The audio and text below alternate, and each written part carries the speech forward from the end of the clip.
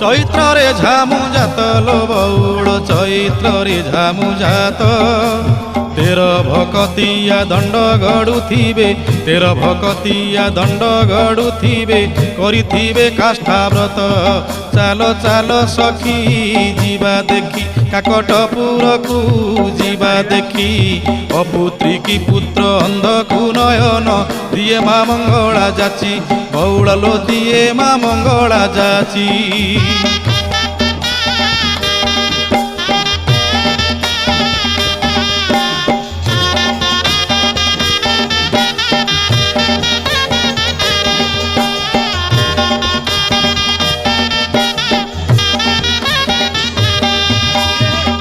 दोल पर 21 दिन पीठरे लागिब नाट